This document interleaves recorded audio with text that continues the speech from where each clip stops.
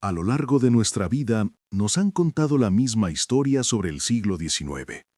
Fue la era del vapor, del carbón y de la gran revolución industrial. Un tiempo en el que la humanidad, finalmente recuperándose del estancamiento de siglos pasados, parecía haber aprendido de nuevo a construir enormes y magníficos edificios, trazar ferrocarriles y llenar el mundo con nuevas tecnologías.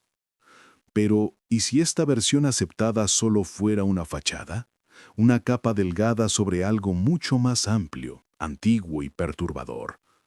Para entenderlo, basta con mirar hacia abajo y notar lo que se encuentra bajo nuestros pies. Si recorres las calles antiguas de Moscú, San Petersburgo, París, Nueva York o Estambul, inevitablemente te toparás con el mismo misterio arquitectónico. Edificios cuyos pisos bajos han quedado total o parcialmente sepultados por tierra.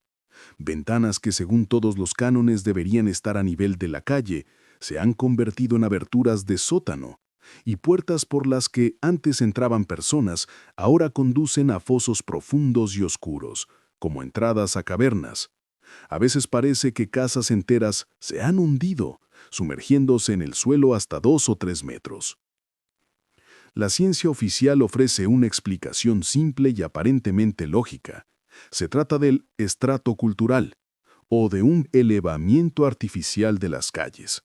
Supuestamente, siglos de vida urbana, la acumulación constante de basura, sedimentos de caminos y ceniza de hornos habrían elevado de forma lenta e inevitable el nivel del suelo.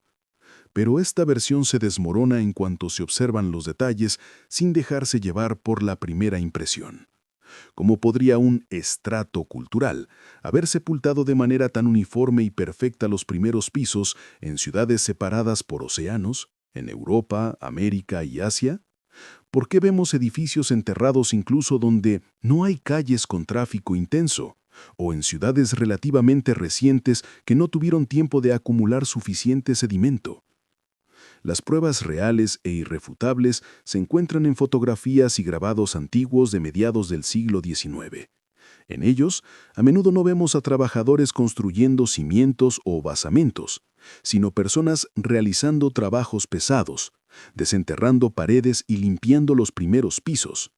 No están colocando ladrillos en un nuevo basamento, sino removiendo metros de tierra compacta para liberar aberturas de ventanas y arcos ya existentes, muchas veces perfectamente conservados. No es un proceso de construcción, es un proceso de excavación a gran escala. Este fenómeno es demasiado global y demasiado uniforme para ser simplemente el resultado de problemas urbanos o de la acumulación lenta de basura en distintos puntos del planeta. Algo increíblemente poderoso y catastrófico cubrió megaciudades enteras con una capa uniforme de sedimentos. La única hipótesis que puede explicar tal escenario es la del diluvio de lodo.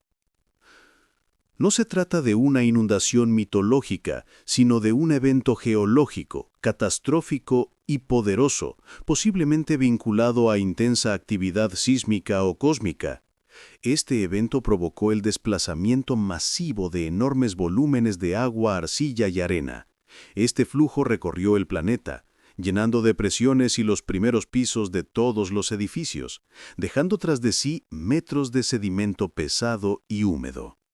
Si esto es cierto, nuestra civilización moderna, que consideramos producto de los últimos 2 siglos, no es más que una capa superficial y delgada, edificada directamente sobre las ruinas de una época anterior, poderosa y trágicamente sepultada.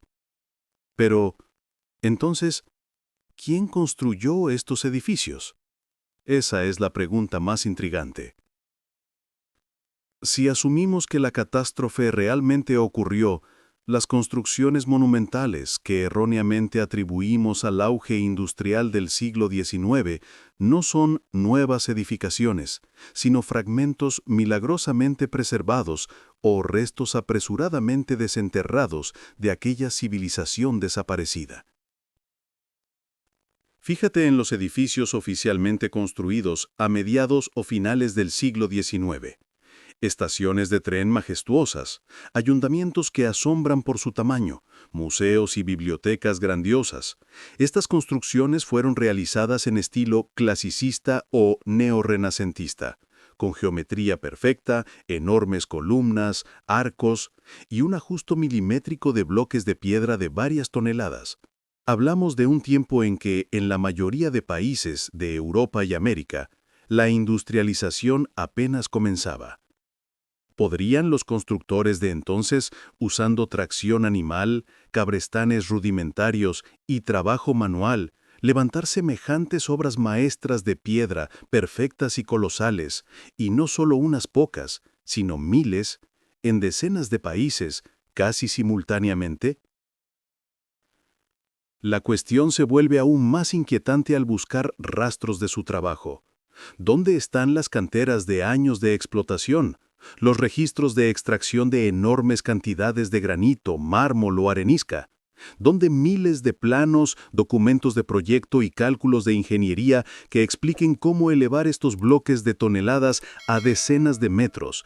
¿Cómo es que en los archivos a menudo falta toda información sobre el proceso constructivo, salvo anotaciones breves de las fechas de inicio y finalización? Los plazos oficiales de construcción de complejos tan complejos como la Catedral de Kazán o los edificios de las Exposiciones Universales suelen asombrar por su brevedad, apenas 5 a 10 años.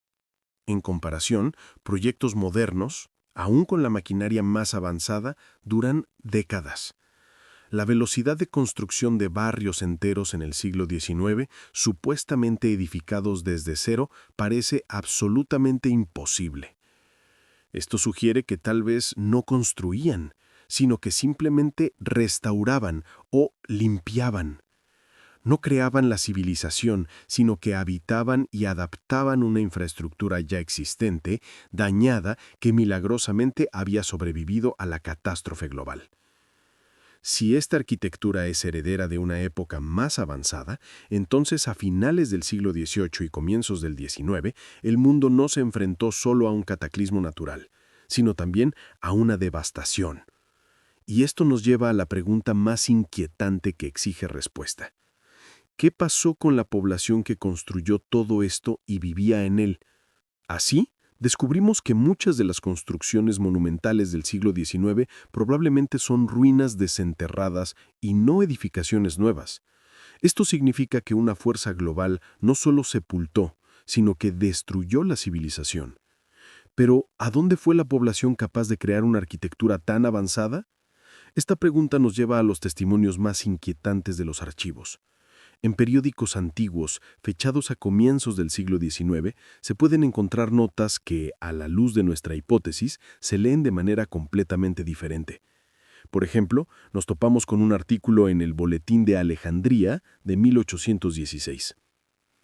En esta nota breve pero impactante, no hay menciones de victorias ni descubrimientos. Está dedicada a una extraña, repentina y masiva devastación que afectó a Roma. Al releer el texto, no se puede evitar sentir alarma. En un periodo de solo 22 años, Roma, según estos testimonios, perdió un tercio de su población. Y en el texto no se menciona ni guerra ni epidemia, sino cierta atmósfera nociva. Los palacios vacíos, de los que hablábamos antes, se convirtieron en refugios de pastores, y las majestuosas ruinas de la antigüedad se usaron para el pastoreo de ganado. Esta descripción de Roma, que, según la historia oficial, debía ser uno de los centros del Renacimiento europeo, parece un escenario de un mundo postbélico o postapocalíptico. ¿Qué era esa atmósfera nociva? ¿Y por qué llevó a una reducción tan abrupta y masiva de la población? En esa misma nota hay detalles aún más importantes. En el texto de 1816 se menciona que el Vaticano ya se encontraba en ruinas en 1813.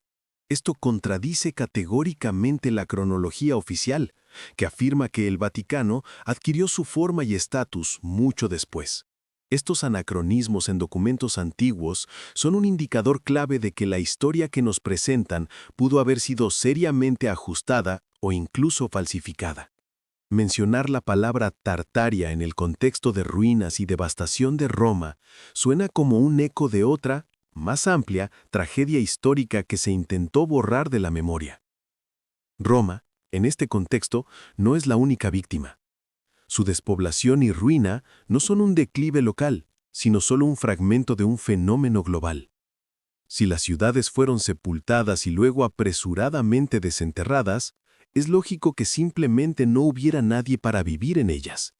Esto nos conduce a otra pista, igual de inquietante: las evidencias visuales captadas por los primeros fotógrafos. Si miramos las fotografías más antiguas de París, Londres, Nueva York o Moscú, tomadas a mediados del siglo XIX, impacta su aterradora y absoluta desolación. Calles que hoy están llenas de tráfico y de multitudes, en estas imágenes parecen sacadas de una película de desastre. No solo faltan personas, también carruajes, caballos, carros, comerciantes, en suma, todo lo que constituiría la actividad natural de un centro urbano. La versión oficial explica esto simplemente: larga exposición. Supuestamente la exposición se tomaba durante tanto tiempo que todos los objetos en movimiento desaparecían de la imagen. Pero esta explicación no resiste un examen crítico. Si la exposición era larga, en las fotos deberían quedar al menos rastros borrosos, siluetas de transeúntes, o lo más importante, contornos nítidos de objetos inmóviles. ¿Dónde están los carruajes estacionados, los barriles, las farolas que estaban quietas y los vendedores esperando a clientes? La desolación de estas calles es absoluta. No evidencia fallas técnicas, sino la realidad de la época. Un mundo posterior a la catástrofe. Un mundo donde la población se redujo a un mínimo crítico. Esto también lo confirman los testimonios de los artistas. Desde el siglo XV hasta el XIX, la pintura y la gráfica abundan en imágenes de ruinas, paisajes devastados, colosales construcciones antiguas engullidas por la naturaleza. Artistas como Piranesi, Robert o Friedrich no solo creaban antigüedades románticas, posiblemente retrataban lo que veían a su alrededor. Un mundo cubierto de ruinas que apenas comenzaban a explorar y despejar. Capturaron un mundo tras el trauma, donde las ciudades estaban en fase de excavación, no de construcción activa. Por lo tanto, si relacionamos los primeros pisos sepultados y la arquitectura monumental sin desenterrar, con el desierto demográfico repentino registrado en periódicos y en las primeras fotos, la imagen se vuelve coherente. La catástrofe, al parecer, no solo sepultó, sino que llevó a la casi total desaparición de la población anterior. Esto significa que el mundo quedó libre, representando un enorme campo de construcción listo para ser habitado. Pero, ¿por quién y cómo fue habitado? Y lo que es igual de importante, ¿cómo se borró el conocimiento de lo sucedido? Para ello se necesitó un acto grandioso y escenificado, un verdadero teatro de ilusiones. Descubrimos que grandes ciudades fueron sepultadas y vaciadas, y que su arquitectura monumental probablemente es heredada. Ahora debemos entender cómo se insufló nueva vida en este mundo desolado, y sobre todo, cómo se borró el conocimiento de la catástrofe ocurrida. Para ello no bastó con restaurar, se necesitó un grandioso teatro de ilusiones. El centro de esta historia lo ocupan las exposiciones universales, que se celebraron con una frecuencia increíble en distintos rincones del mundo durante la segunda mitad del siglo XIX y principios del XX. París 1889, Chicago 1893, St. Louis 1904. Imaginen esto.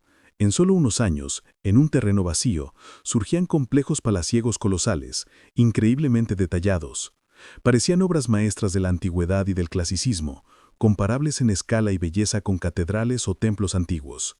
Miles de toneladas de mármol, columnas, arcos finamente trabajados, fuentes, pabellones adornados con esculturas y elaborados relieves. Y todo esto se construye a una velocidad asombrosa, casi increíble. La historia oficial afirma que todas estas construcciones fueron hechas de madera y yeso. Supuestamente eran estructuras temporales, meros decorados diseñados para mostrar logros tecnológicos. Pero basta con mirar las fotografías. Estos no son decorados de yeso.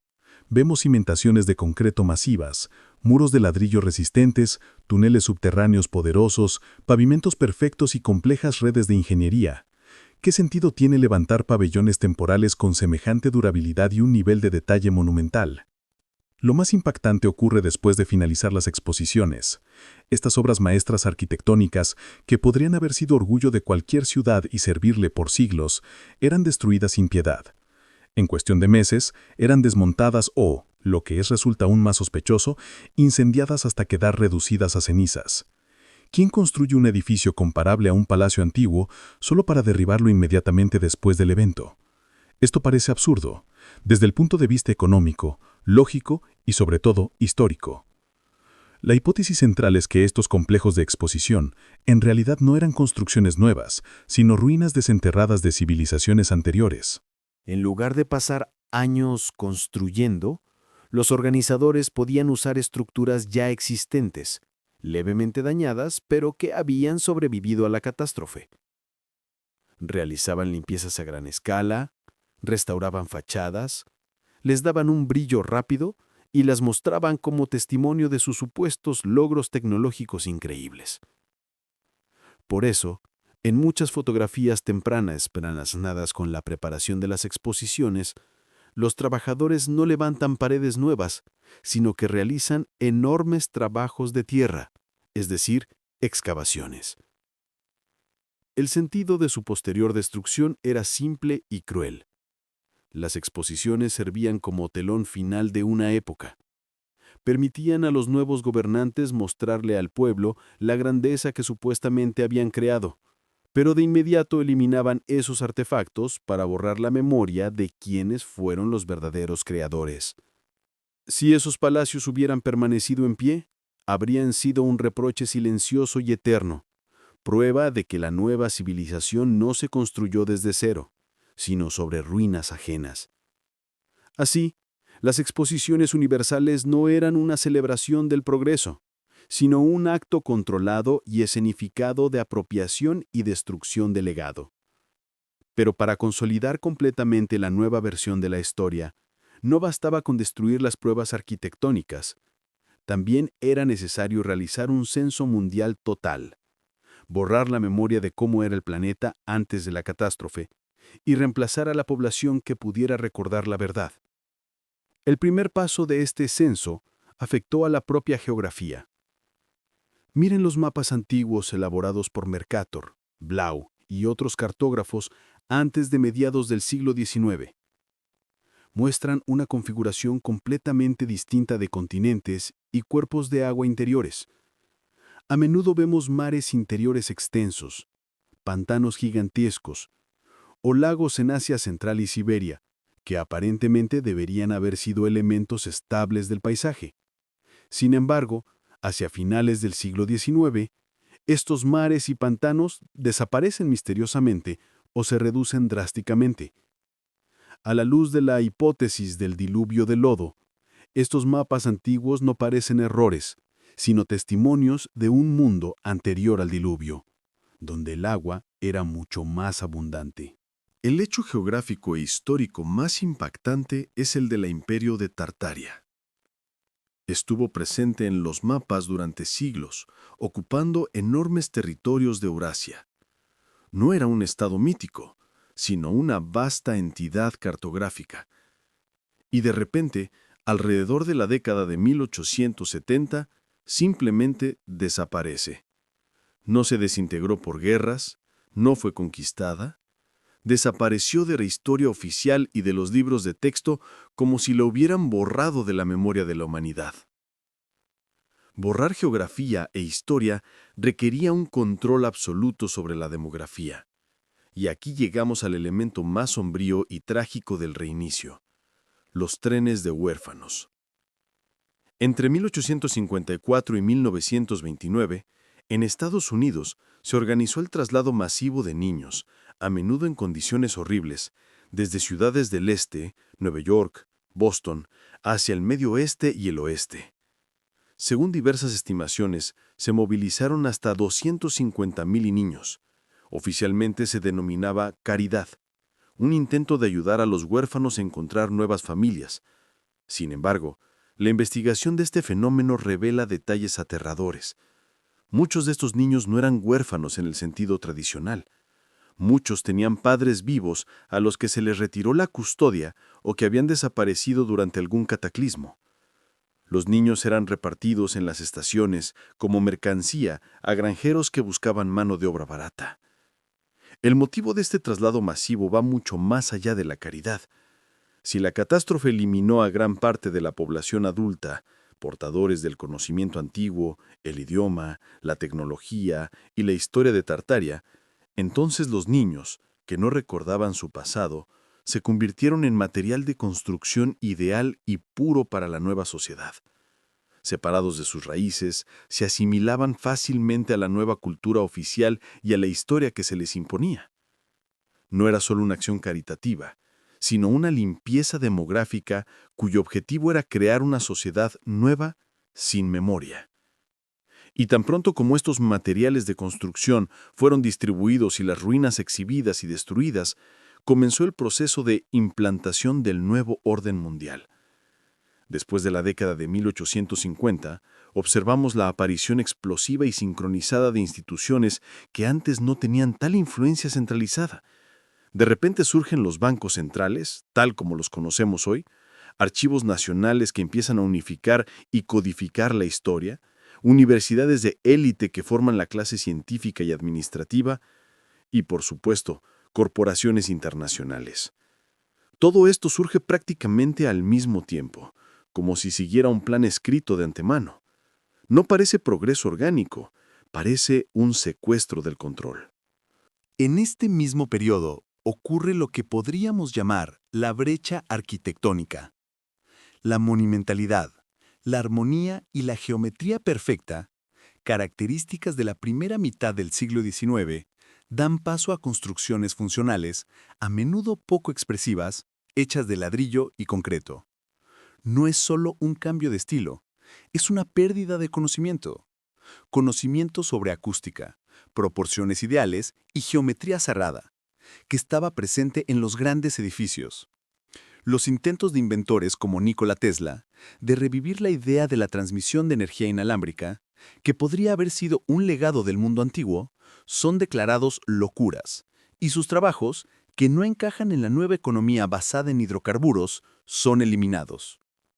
Las nuevas élites, sobrevivientes de la catástrofe, no gastaban recursos construyendo desde cero. Tomaron el control de las ruinas que sobrevivieron de la antigua civilización, y para consolidar su poder necesitaban borrar el pasado. Para ello, se crearon cronologías oficiales, libros de texto estatales y mitos nacionales que debían convertirse en la única versión de la realidad. Tartaria desaparece de los mapas. El Coliseo y la Esfinge, accidentalmente, quedan enterrados y se excavan apresuradamente. Los huérfanos pierden sus raíces.